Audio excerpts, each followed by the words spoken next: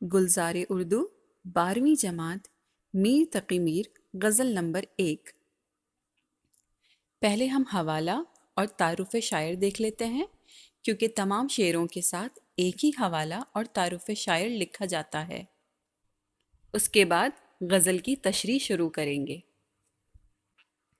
حوالہ: یہ شعر میر تقی میر کی غزل سے لیا گیا ہے۔ میر اردو ادب میں خدائے سخن کہلاتے ہیں۔ تعارف شاعر: میر تقی میر کو اردو غزل گوئی میں خدائے سخن اور شہنشاہ غزل کے نام سے یاد کیا جاتا ہے۔ میر انسانی احساسات اور جذبات کی مکمل ترجمانی کرتے ہیں۔ میر دریا ہے سنے شعر زبانی اس کی، اللہ اللہ رے طبیعت کی روانی اس کی۔ تشریح: اس شعر میں میر اپنی شاعری کی تعریف کر رہے ہیں کہ جیسے لوگ میر کا ذکر کر رہے ہیں، ان کے بارے میں یہ کہہ رہے ہیں کہ کیا کبھی میر سے اس کے شعر سنے ہیں؟ میر تو بالکل دریا کی مانند ہے۔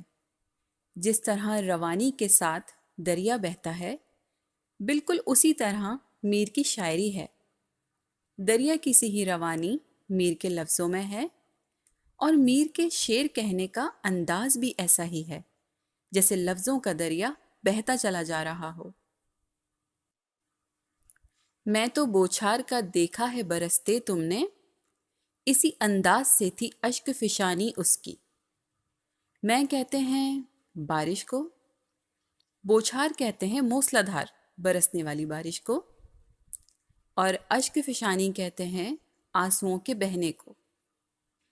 میں تو بوچھار کا دیکھا ہے برستے تم نے، اس شعر میں میر کہہ رہے ہیں کہ آسمان سے برستی ہوئی تیز بارش تو سبھی نے دیکھی ہے۔ تو جس طرح سے تیز بارش برستی ہے، جو تیز بارش میں پانی کے بہنے کی شدت ہوتی ہے، اسی انداز سے تھی اشک فشانی اس کی۔ بالکل اسی طرح سے میر کی آنکھوں سے ان کے درد، ان کے غم، ان کی تکلیفوں کی وجہ سے آنسو برستے ہیں۔ ان کے آنسو بالکل اسی طرح سے بہتے ہیں جیسے تیز بارش ہوتی ہے۔ گویا تیز بارشیں اور میر کی آنکھیں ایک ہی طرح سے برستی ہیں۔ بات کی طرز کو دیکھو تو کوئی جادو تھا، پر ملی خاک میں کیا سحر بیانی اس کی۔ طرز کہتے ہیں طریقہ، انداز۔ خاک کہتے ہیں مٹی کو۔ سحر بیانی کسی بات کو اس طرح سے بیان کرنا کہ سننے والے اس میں کھو جائیں اور ان پر اس بات کا گہرا اثر ہو۔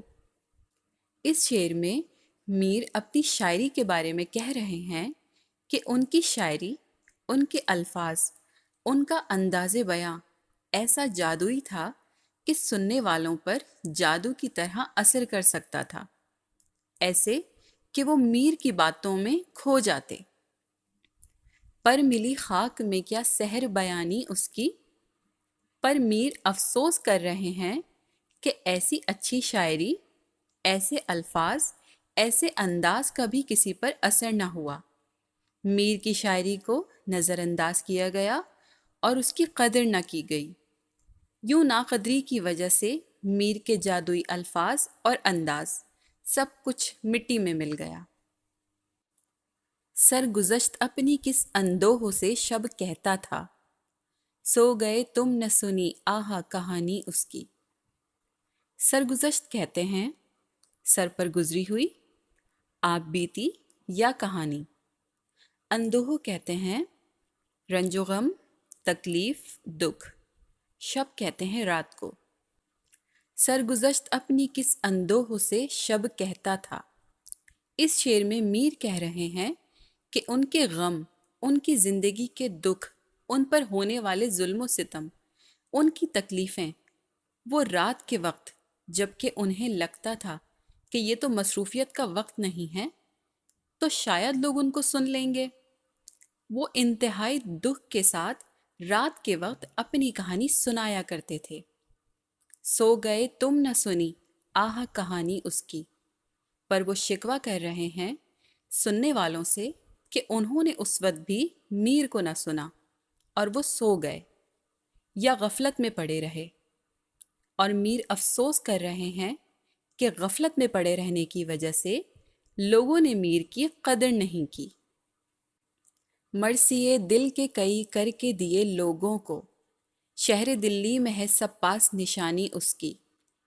مرثیہ کہتے ہیں موت پر کی جانے والی شاعری کو، یا پھر غم زدہ شاعری کو بھی مرثیہ کہا جاتا ہے۔ مرثیے دل کے کئی کر کے دیے لوگوں کو، اس شعر میں میر کہہ رہے ہیں کہ میر کی جو شاعری ہے دراصل مرثیہ ہے میر کے دل کا، ان کی زندگی کے دکھ درد، ان پر ہونے والے ظلم و ستم اور لوگوں کی ناقدری کی وجہ سے میر کا دل ٹوٹ گیا، اور یہ جو میر کے درد بھرے اور دکھ بھرے شعر ہیں یہ دراصل میر کے غمزدہ دل کے ٹکڑے ہیں جو انہوں نے شعروں کی صورت میں لوگوں کو دیے ہیں۔ شہر دلی میں ہے سب پاس نشانی اس کی، اور دلی شہر کے لوگوں کے پاس آج بھی میر کے دل کے یہ مرثیے یعنی میر کے غمزدہ اشعار میر کی نشانی کے طور پر موجود ہیں۔ اب گئے اس کے جز افسوس نہیں کچھ حاصل، حیف صد حیف کہ کچھ قدر نہ جانی اس کی۔ جز کہتے ہیں حصہ یا ٹکڑا، حیف کہتے ہیں افسوس کو، حیف صد حیف یعنی افسوس صد افسوس، بہت زیادہ افسوس۔